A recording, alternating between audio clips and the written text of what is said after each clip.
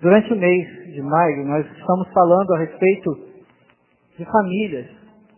E falando a respeito de famílias da Palavra de Deus, nós temos uma família em especial que, embora uma família abençoada, uma família dentro da promessa de Deus, e Deus sabe como agir em cada família, Deus sabe como transformar cada família, a história dessa família não começa muito bem. A família de Jacó, ela começa quando Jacó, fugindo da presença do seu irmão, Esaú, ele vai em direção à casa do seu tio, e ali ele se refugia naquele lugar, começa a trabalhar com seu tio, se apaixona por uma mulher, por Raquel, não é isso? E trabalha 7 anos para o seu sogro para se casar com a tia. Naquela época tinha que comprar a noiva. Hoje em dia está mais fácil, não precisa comprar a noiva. Naquela época tinha que comprar. Pois é. E ele trabalha 7 anos para comprar a noiva. E quando ele quita, porque tinha que quitar primeiro, ele então tem a sua noite de núpcias. E no dia seguinte, quando ele acorda, ele se depara com a cunhada, não com a noiva. Ele, com certeza, como era um costume judaico, a festa se estendeu, ele bebeu um pouquinho demais, passou da conta, se deitou ali, consumou o casamento, e na manhã seguinte, quando ele vai perguntar ao sogro, e Jacó achava que era esperto, ele tinha passado a perna no irmão, e ele achava que não ia encontrar um mais esperto que ele encontrou o sogro. Cidadãozinho esperto, o sogro dele. E aquele sogro dele diz para ele, olha, na nossa terra, a filha mais nova não casa antes da filha mais velha. Então eu vou fazer um negócio com você. Você é bom pagador, você é um cidadão trabalhador, eu vou te dar 2. A que você consumou o casamento é tua primeira esposa. 1 semana de lua de mel. Quando terminar essa 1 semana de lua de mel, a gente vai fazer uma nova festa, você vai casar com a tua noiva, aí sim não tem mais jeito, porque não tem outra filha, e você vai trabalhar mais 7 anos para mim, para poder pagar pela segunda. Ele não tendo jeito, porque ele amava a primeira, né, a noiva dele, e já tendo consumado o casamento, não podia devolver a noiva que veio errado, ele resolve ficar com as 2. E a vida de Jacó vai se complicando cada vez mais, porque, embora a primeira esposa ele achava feia, ele não tinha a mínima atração por ela, ela dava filhos. A outra que ele amava não dava filhos. E começou uma disputa entre as duas pelo coração de Jacó, de maneira que Lia vinha para Raquel e debochava de Raquel, dizendo, olha, você é seca, você não dá filhos. Aí Raquel falou assim, eu não dou filhos, mas vou fazer o seguinte, eu vou pegar a minha escrava, vou dar ela para Jacó, e Jacó então vai ter filho com a escrava, eu vou pegar e vou adotar esse filho, eu também vou ter filhos. Muito bem. Então ele já está com a terceira esposa. Aí a primeira esposa fala assim, bem, então vamos desequilibrar esse negócio. Eu também vou dar a minha escrava, ela vai ter filhos com você, de maneira que agora ele tinha 4 esposas. A família era muito boa. Um homem com um sogro espertalhão, com 4 esposas, com filhos de 4 casamentos, e Deus ainda atende a oração de Raquel, que ainda dá 2 filhos a Raquel, sendo que o primeiro filho de Raquel, o primogênito, porque ele amava Raquel, era o filho preferido de Jacó, José. E por causa desse filho preferido de Jacó, os outros filhos, ele teve 12 filhos e mais uma filha. E os outros filhos tinham um ciúme tremendo de José. Jacó mandou fazer uma bela túnica para José. Linda, maravilhosa. José, enquanto os outros trabalhavam no campo, Jacó dava estudo a José, preparava José, como se José fosse ser o seu primogênito, o seu sucessor. Só que o seu filho primogênito era Judá, que tinha um profundo ciúme de José e das coisas que José tinha. E esse cidadão José, ele foi vítima de uma família descontrolada. Ele foi vítima de uma família totalmente fora dos princípios de Deus. Alguém pode dizer assim, mas José foi um homem de Deus. Um homem que teve promessas de Deus. Jacó, desculpe. Foi um homem que tinha promessas de Deus. Mas não quer dizer que Deus aprovasse tudo que Jacó fazia. Não quer dizer que Deus concordava com essa situação em que Jacó estava vivendo. E um dia, diz assim, em Gênesis capítulo 37, que habitou Jacó na terra das peregrinações de seu pai, na terra de Canaã. E essa é a história de Jacó. Tendo José 17 anos, apacentava os rebanhos com seus irmãos, sendo ainda jovem, acompanhava os filhos de Bila e os filhos de Zilpa, mulheres de seu pai, e trazia mais notícias deles a seu pai. Ora, Israel amava mais a José do que a todos os seus filhos, porque era filho de sua velhice, e fez-lhe uma túnica talar de mangas compridas. Vendo, pois, seus irmãos, que o pai o amava mais do que a todos os outros, odiaram-no e já não lhe podiam falar pacificamente. Começou a disputa entre irmãos dentro da casa, porque eles percebiam que não havia um tratamento igual entre os irmãos. Havia, sim, uma escala de irmãos preferidos, sendo que José era o principal deles, sendo ele o mais novo. Então diz que um dia José teve um sonho. No versículo 5, teve José um sonho e o relatou a seus irmãos, por isso o odiaram ainda mais. Pois lhes disse, rogo-vos, ouve esse sonho que tive.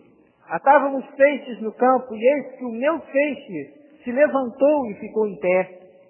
E os vossos peixes o rodeavam e se inclinavam perante o meu. Então lhe disseram seus irmãos, reinarás com efeito sobre nós, e sobre nós dominarás realmente. E com isso tanto mais o odiavam por causa dos seus sonhos do que de suas palavras. E teve ainda outro sonho e o referiu a seus irmãos, dizendo, sonhei também que o sol, a lua e 11 estrelas se inclinavam perante mim. E contando-o a seu pai e a seus irmãos, repreendeu o pai e lhe disse, que sonho é esse que tiveste? Acaso viremos eu e tua mãe e teus irmãos e inclinar-nos perante a ti em terra? E seus irmãos lhe tinham ciúmes. E o pai, no entanto, considerava o caso consigo mesmo. A palavra daqui em diante, eu não vou fazer menção de todos os versículos, porque a gente não tem tempo para isso, mas esses irmãos, eles começam a procurar uma ocasião para se livrar de José. A intenção deles, na verdade, era de matar José. Mas Deus tinha planos na vida de José. Deus havia profetizado, Deus havia dado uma palavra a Abraão, muitos anos antes de José nascer, que a sua descendência passaria 4 séculos no Egito, em terra estrangeira, e depois sairia de lá uma grande nação. Deus usou daquela situação para transformar alguém que era vítima de uma situação contrária, alguém que foi usado por Deus para consertar a situação complicada em que vivia aquela família. No primeiro momento, os irmãos de José queriam lançá-lo à morte, mas resolveram não matá-lo, mas vendê-lo como escravo aos mercadores que desciam ao Egito. José, então, sem entender nada, é levado para o Egito para ser vendido como escravo. Alguém que tinha recebido sonhos de Deus que seria príncipe. Alguém que tinha recebido sonhos de Deus que governaria sobre a sua família. Alguém que tinha promessa de Deus que seria descendente do grande Abraão, um homem que Deus havia feito grandes promessas, que faria dele uma grande nação, estava descendo para a terra estrangeira como escravo, sem entender nada. José chega à terra do Egito, é vendido a um homem chamado Potifar, um auxiliar direto do faraó, um homem de grande posição dentro do Egito, e aquele homem, mesmo sendo escravo, aquele jovem, ele começa a prevalecer dentro da casa, ele começa a se destacar, de maneira que Potifar então entrega a sua vida, ao seu controle, toda a sua casa. Só que José, sendo temente a Deus, José sendo alguém que tinha compromisso com Deus, que aprendeu a ter relacionamento com Deus, ele num momento da sua vida que estava passando por grandes dificuldades, porque estava ali mesmo governando sobre a casa, ele ainda era um escravo. A sua senhora, a esposa do seu dono, propriamente dito, porque ele era escravo, desejou-o, queria ter um relacionamento íntimo com ele, mas ele então permanece fiel e foge. E nessa atitude de fugir daquela mulher, ela segura a sua roupa e chama os guardas, chamam as pessoas para dizerem que ele tentou violentá-la. Potifar, sem entender, sem saber de nada, fica muito bravo com ele, dizendo: como pode, eu confiei em você, eu entreguei a você toda a minha casa. E ele tenta se justificar, ele tenta dizer que não foi bem assim, mas entre ele e a esposa, o homem confiou na esposa.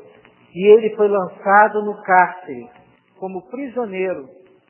Ele foi colocado ali, naquela situação, por ser fiel a Deus. Eu fico imaginando na mente dele, quantas vezes ele não tinha saudade de casa, do carinho do pai, do amor do pai, do amor da mãe, das coisas que ele perdeu, daquilo tudo que os irmãos tinham causado a ele, e talvez o sentimento no seu coração. A gente conta a história, mas será que a gente pensa, naquele momento, o que passava pelo coração de José, sabendo que os seus próprios irmãos, que foram criados com ele, que eram filhos do seu pai, eram aqueles que tinham causado aquela situação na sua vida? Eu quero dizer nessa noite não apenas a história de José, porque todos nós conhecemos, mas eu quero trazer uma reflexão a respeito de como José conseguiu contornar essa situação e ser restaurado e ser curado no seu coração em relação ao sentimento que naturalmente ele teria, que era um sentimento de mágoa, um sentimento de rancor com relação aos seus irmãos, porque aqueles irmãos o feriram muito, aqueles irmãos o maltrataram muito. Eles simplesmente, aos olhos humanos, eles acabaram com a vida de José. José estava ali, na masmorra, sofrendo, esquecido, sem ninguém, abandonado em terra estrangeira, sem ninguém que ele conhecesse, talvez orando dia e noite, pedindo a Deus uma saída, talvez orando dia e noite, pedindo a Deus uma solução. Ele não sabia o que fazer, mas ele permaneceu fiel a Deus em todos os tempos. A Bíblia diz que ele continuava ali temendo a Deus, de maneira que um dia Deus resolve mudar a história de José. No capítulo 41, aliás, no capítulo 40, diz assim: passadas essas coisas, aconteceu que o mordomo do rei do Egito e padeiro ofenderam o seu senhor, o rei do Egito. Indignou-se Faraó contra os seus 2 oficiais, o copeiro-chefe e o padeiro-chefe, e mandou detê-los na casa do comandante da guarda no cárcere onde José estava preso. E o comandante da guarda pô-lo a cargo de José para que os servisse, e por algum tempo estiveram na prisão. E ambos sonharam, cada um o seu sonho, na mesma noite, cada sonho com a sua própria significação, o copeiro e o padeiro do rei do Egito, que se achavam encarcerados. Vindo José pela manhã, viu-os, e eis que estavam turbados. Então perguntou aos oficiais do faraó, que com ele estavam no cárcere da casa do seu senhor: por que tendes hoje triste o semblante? Eles responderam: tivemos um sonho, e não há quem o possa interpretar. E disse-lhes José: porventura, não pertencem a Deus as interpretações? Contai-me o sonho. Então o copeiro-chefe contou o seu sonho e disse: em meu sonho havia uma videira perante mim, e na videira 3 ramos, e ao brotar a vide havia flores, e os seus cachos produziam uvas maduras, e o copo de Faraó estava na minha mão, e tomei as uvas, e dei nas próprias mãos de Faraó. Então lhe disse José: esta é a interpretação. Os 3 ramos são 3 dias, dentro ainda de 3 dias Faraó te reabilitará e te reintegrará no teu cargo, e tu lhe darás o copo na própria mão dele, segundo o costume antigo, quando tu eras o seu copeiro. Porém, lembra-te de mim, quando tudo te correr bem, e rogo-te que sejas bondoso para comigo, e faças menção de mim a Faraó, e me faças sair dessa casa, porque de fato fui roubado da terra dos hebreus, e aqui nada fiz para que me pusessem nessa masmorra. Nós sabemos que o outro sonho, o sonho do padeiro, o padeiro foi morto, porque traiu o rei. Mas esse homem, esse copeiro, foi restituído à presença do rei, se esqueceu de José, e passou um tempo, e o rei teve um sonho também. Um sonho em que ele via 7 vacas formosas e 7 vacas magras. E ele ficou perturbado com aquele sonho, ele não sabia o que fazer com aquele sonho. Aí o copeiro, então, lembra-se de José e diz, olha, há um hebreu que estava ali na masmorra, interpretou o sonho e disse que eu voltaria à presença do rei. E estou aqui na tua presença. Ele é capaz de interpretar o sonho, porque nele há o Espírito de Deus. Então, o faraó manda chamar José, manda que ele se arrumasse, que colocasse uma roupa, que fizesse a barba, que cortasse o cabelo, que ele fosse novamente colocado em dignidade e se afaste diante do rei. Ele interpreta o sonho, dizendo que 7 anos seriam de muita fartura, porém 7 anos depois viriam uma fome tremenda, que o rei deveria ajuntar tesouros por 7 anos de fome, de maneira que não faltasse alimento na terra do Egito. E o rei, vendo que a interpretação era coerente, e percebendo que havia uma sabedoria diferente em José, porque ele estava inspirado por Deus, ele diz, olha, não há ninguém em todo o reino capaz de ser usado por Deus como você. E o colocou na posição de primeiro-ministro de todo o Egito, que era a maior potência mundial da época, era o maior reino do mundo. Mas agora que atacou todo mundo, também chegou aonde estavam os irmãos de José, aonde estava o pai de José. E quando a fome apertou, eles resolveram ir até o Egito. Chegou a notícia de que no Egito havia alimento para comprar. E ele estava ali, com certeza coberto de ouro, bem vestido, a moda dos egípcios. Estava ali com a aparência de não de um irmão pastor de ovelhas, mas com a aparência de um rei. E eles não reconheceram José. Porém José, ele reconhece os seus irmãos, mas nada diz. E ali então, ele pergunta de onde eles eram, e eles dizem que eram hebreus, contam a história da sua vida, e ele, resolvendo então ver como estava a vida deles, coloca uma taça escondida no saco de cereais do seu irmão mais novo, de Benjamim, e ali então manda investigar, e Benjamim fica preso. E ocorre uma situação que eles deveriam voltar e trazer o seu pai. Havia uma situação complicada de família, mas quando eles, então, estão aflitos, ele se apresenta como José. Eu quero resumir essa história dizendo que José, naquele momento, ele traz a sua família para o Egito. Eu quero dizer que naquele momento, aquela família dependia do Egito, dependia de José, e José poderia ter dito, olha, o que vocês fizeram comigo não tem perdão. Eu não quero mais nada com vocês. Mas José tem o seu coração quebrantado diante de Deus. E reconhece que a única forma, ou que a forma que Deus usou para mover toda aquela situação, foi Deus colocá-lo naquela posição. E por isso os seus irmãos agiram daquela maneira com a permissão de Deus. E que ele deveria perdoá-los. E que ele deveria olhar essa situação e ver que Deus estava agindo, e que Deus podia renovar aquela família e mudar a história daquela família. A pergunta que fica para a gente refletir um pouco, por que José preferiu perdoar o pai, os irmãos, a esposa de Potifar que o caluniou, o amigo de prisão que o esqueceu? Por que José, tendo todo o poder nas mãos, tendo a capacidade ou a condição de não perdoar ninguém e de aplicar a justiça, por que ele resolveu amar ao invés de odiar e de se vingar? Pergunta que fica para a gente nessa noite, porque estamos falando de família. E José estava vivendo num ambiente familiar. Os problemas começaram dentro da sua casa. A pergunta que fica, é fácil perdoar? Há possibilidade da gente prosseguir mantendo o nosso coração, mantendo um ressentimento no nosso coração? Era possível para José ser pai e ser usado por Deus se ele retivesse o seu coração, se ele mantivesse o seu coração fechado para a cura de Deus?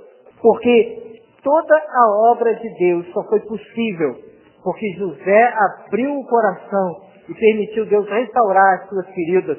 Porque José permitiu que Deus lavasse o seu coração e não levasse em conta aquilo que aconteceu, mas José entendeu que Deus podia restaurar a sua família e deu crédito a Deus para que Deus fizesse aquilo. Será possível perdoar sem esquecer? Porque José não esqueceu, porém perdoou. Tem gente que diz, perdão é só se eu não lembrar mais. Não, senhor. Não, senhora. Perdão, às vezes a gente vive com a lembrança, mas isso não nos faz mais mal, porque já entregamos ao Senhor, já perdoamos, e já entendemos que não somos Deus.